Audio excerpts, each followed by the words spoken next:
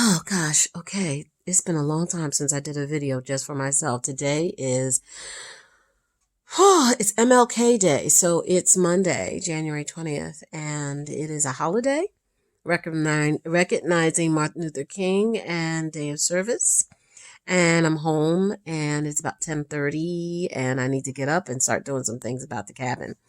And my daughter is in her room, Simone. She's in there, probably watching TV right now.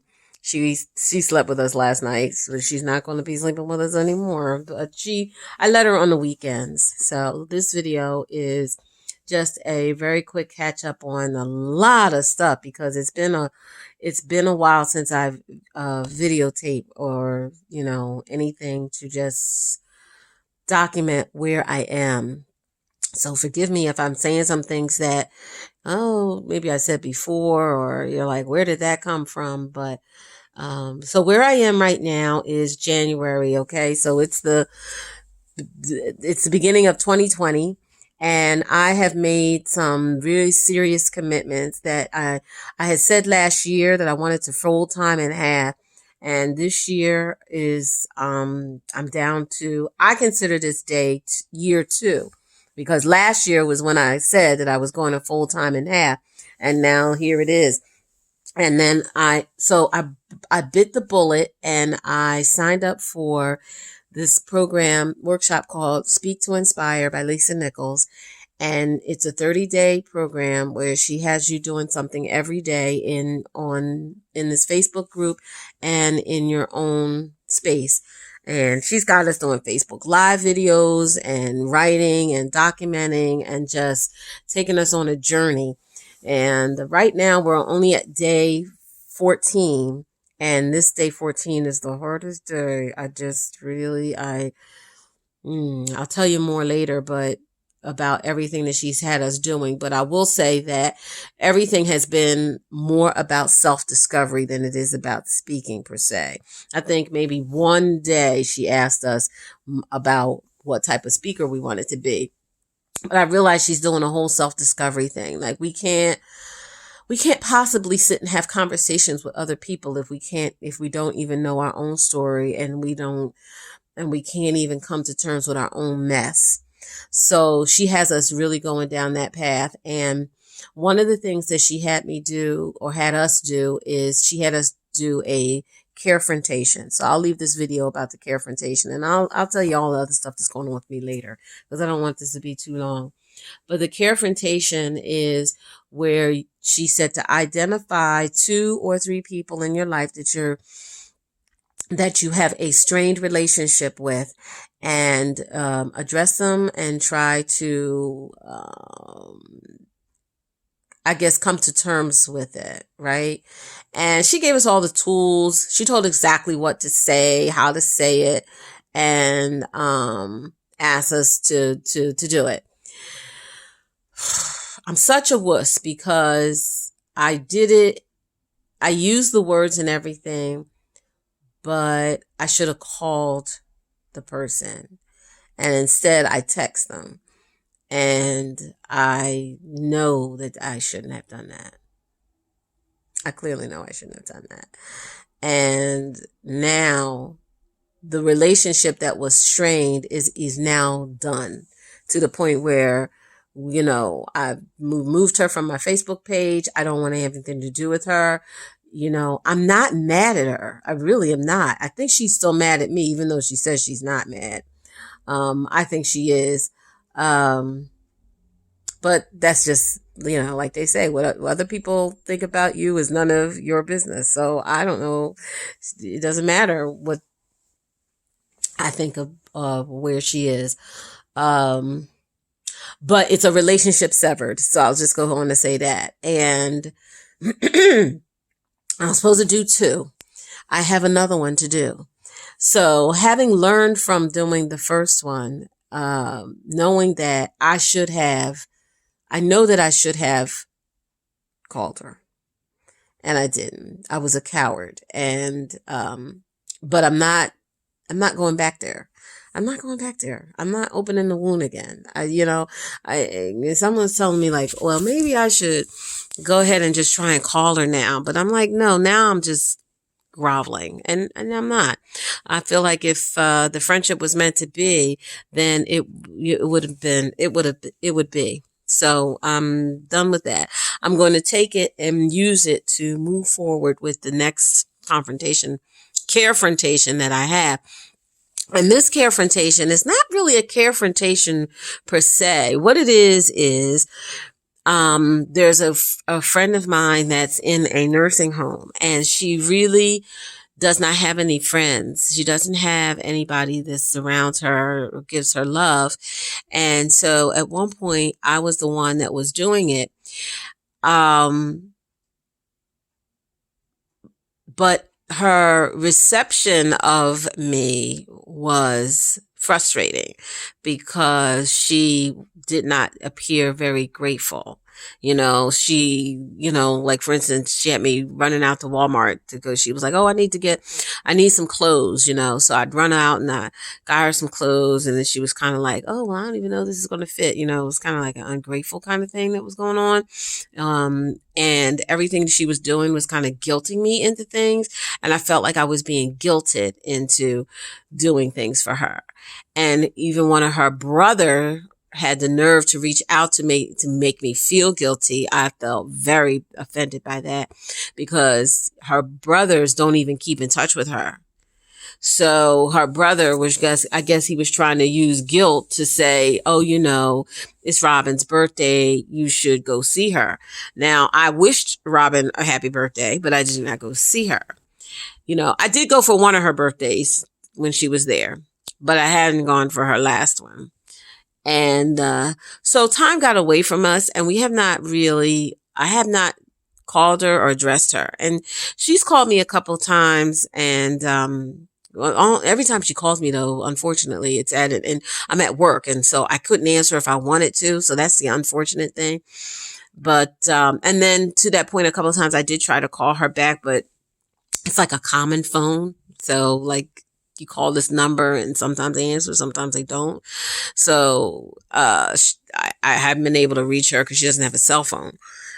So I feel really bad because I have not reached out to her to have a conversation. And I don't really know what to say to her. But I know that whatever it is, I can't do it in a text. Even though she doesn't have a phone, she does have instant messenger. I think because she's Facebook or something, but I don't know. But I can't, I have to actually talk to her. And I almost feel like I need to go there in person. And I don't want to go there in person. I don't know what to say. So I'm having an issue with that. My carefrontation with my other friend, I feel like it's done. I feel like it's done. And I honestly think, and I maybe can just convincing myself, but I honestly think that even if I did do it even if I did call her as opposed to texting her, I don't think this conversation would have went any differently. I really don't. I think it would have been, like I was telling my husband, I think it would have ended up being us arguing, and then it would not have gone well. I just do. I just really do. But I'll never know.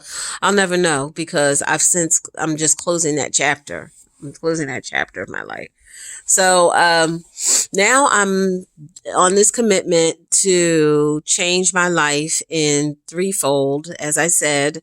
And this year has got to be a pivotal one. So I have to step out of my comfort zone even again and, make some things happen.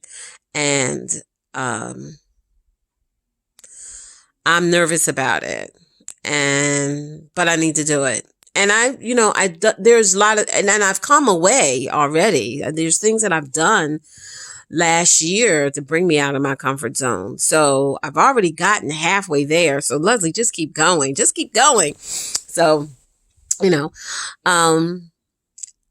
I know that in the next year, before the end of this year, I want to be in another place of employment. I don't want to be where I currently am. And I don't know where that's going to be, but I know I have to keep pushing for it now. So here it is, only January, and I'm talking about making a change by December, and I really, really, really want to do it. So I got to push hard, hard, hard, hard. And I have made some strides to do that, but I need to be even more diligent. I just gotta be. I get real frustrated about it. And, the public speaking, I kept telling myself that I'm not really a public speaker. I keep telling myself that. I'm like, I'm not really a public speaker. I just like to talk. And now I have to really own it and embrace it and start speaking. I just need to start speaking. I haven't spoke. I speak on videos. I do video lives. I do, I'll go in the front of a camera in a minute, but other than children, I really don't do, in my Toastmasters, I don't do any public speaking. So that is going to be a very big game changer for me. We sold my mom's house, and so we've gotten past that, and now we have a couple of things to take care of financially, but I feel like that's one chapter of my house that's closed, and now the other one is getting the book done. So I told the girl that's helping me do the book, I need to get this book done by my birthday, which is April. And she's only going to be helping me for the next few weeks, and then the rest is going to be up to me. So I want to get as much out of her as I can. I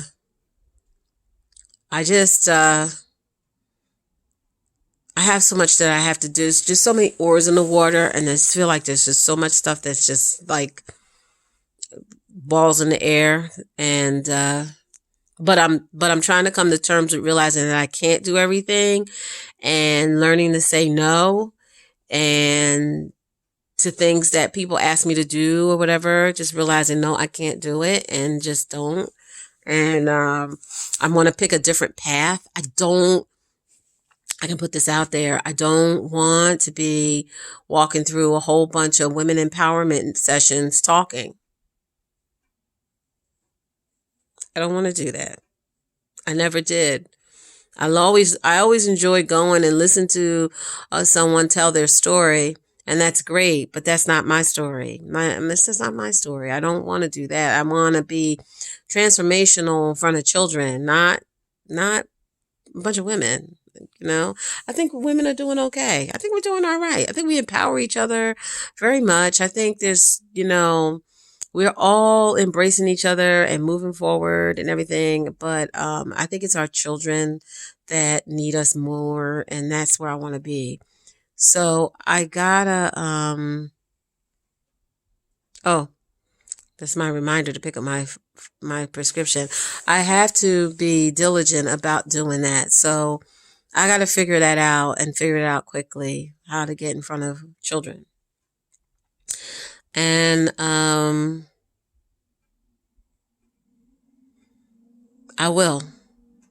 do it in the next 3 months. I'll be speaking in front of children in the next 3 months. And that's all. I can say a whole lot more, but I'm not. It's too long-winded. I just wanted to put out there about my Carefrontation, and one of the things that I'm definitely learning about from picking my own topic for my speech for Toastmasters is about forgiveness. And I'm learning more and more about it just from writing it, talking to friends, listening to Lisa Nichols, in my Mind Valley program, listening to people talk about what they forgive themselves for, and hoping that I'm taking all of that and putting that into my speech. I really want to go to Paris. I don't know if I'll make it there, but I'm going to do my damnedest to try. And that's it. All right. I'll see you guys later. Bye.